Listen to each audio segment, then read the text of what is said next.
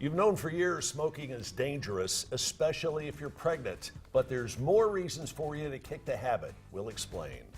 We're also going to visit again with Dr. Hernandez from McComey Family Dentistry and fill you in on what you need to know. And if you are looking for a job, we can help you out, and you'll be blessed at the same time.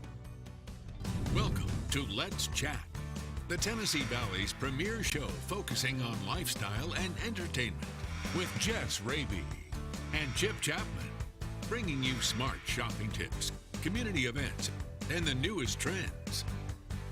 Now, let's chat. Winter is finally over. Today is officially the first day of spring. It arrives at 5:58 this afternoon, so we hope you have a happy spring. But before we put the final nail in the coffin of winter, we want to ask you this. What does the actual first day of spring mean to you? Yeah. So for me, it's just, I get really excited because it means, longer days with the daylight savings time change. Right. Typically prettier weather. Hopefully that holds true. I'm trusting you on this, Chip. All right, got you covered. And one of the things that you hear a lot of folks talking about, my body doesn't really kick into daylight savings time until spring officially arrives. Right. So that's kind of and I can sort of see that. I think we all have like an internal clock, Yes. that adjusts with the season, so that makes sense. All right, so we're going to talk a little bit more about spring here a little bit later on. And have you heard about this guy, Mike Trout? I have not. The most expensive sporting contract in history. Now, Okay. check this out. You've heard of the $6 million man? Trout is taking home $430 million a year over the next 12 years. And they're saying this is a bargain. Wow. So this is, the Los Angeles Angels got him for the next 12 seasons. Now, when you said Mike Trout, it didn't dawn on me we were talking baseball. Of course, I've heard of this because the contract has been looming. We weren't sure exactly which team he was going to go to.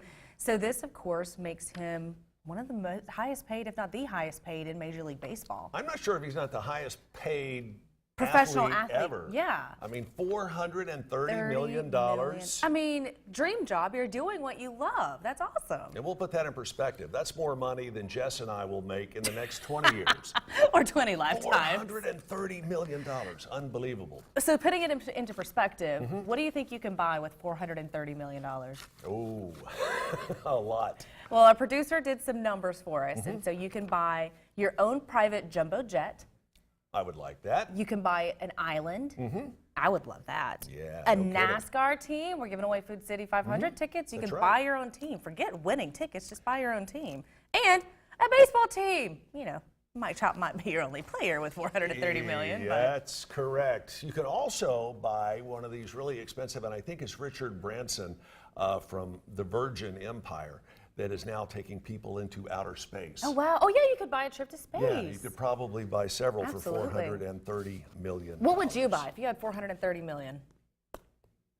Get back with me on that towards the end of the show. There are a few things that pop to mind. But What would you buy? how would you spend that kind of money? Yeah. I mean, if someone, and I'm not talking before taxes, if somebody slapped a check down on the desk for 400, and we'll just round it off to 400 million. Yeah. What would your first step be?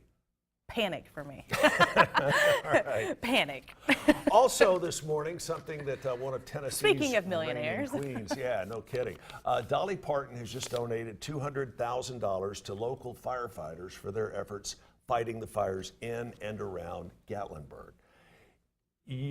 Wherever you go and you hear the name Dolly Parton, and I've been in a room with Dolly Parton. She's one of these people that sucks the oxygen out. Absolutely. When Dolly walks in, she owns the room. I don't care if there's 24 or 200,000 people in it. Dolly owns it. So this $200,000 came from Dollywood's My People's Fund, which was started after the fires. This went to 8 local volunteer fire departments. Dolly met with all of the fire chiefs at the Dreammore Resort for a check presentation.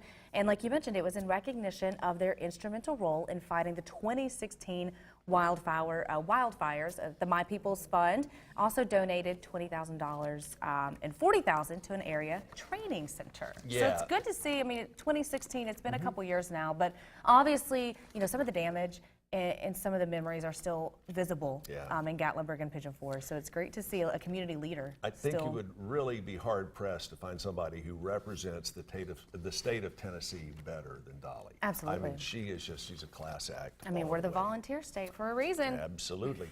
And 50 years ago, this coming summer, it was the Summer of Love, Woodstock. And they've had a couple of sort of Woodstock wannabe festivals Right. since that point in time. But the big one happened 50 years ago.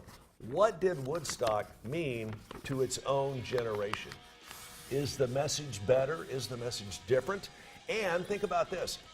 Would there be actually a Riverbend Festival? Would there be a Bonnaroo? Would there be any of these other music festivals that are popping up seemingly everywhere if it weren't for Woodstock? And I got to tell you, that's Richie Havens. I know I'm shifting gears here. That is Richie Havens, and I interviewed him years ago in this studio for one of the very early Riverbend festivals. Right. And he was the opening performer at the original Woodstock. So we're talking about Woodstock because not only is it the 50th, celebration anniversary, but aren't they having a Woodstock reunion this Oh, year? yes. There's a big, festival. That lineup is being announced today. It may have already been announced.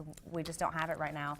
But Yeah, and some of it has been. And Yeah. there are a few of the original performers at the Woodstock Festival 50 years ago that are still playing. Oh, that's awesome. This one, yeah, it's pretty cool. Carlos Santana will be at Woodstock this time around, which I think is really, really neat. Well, and I think you made a good point that we wouldn't have Riverbend, maybe Bonnaroo, some of these other festivals without the Yeah. inspiration of Woodstock, because I think at a certain point, nobody imagined all of these artists would want to share a stage.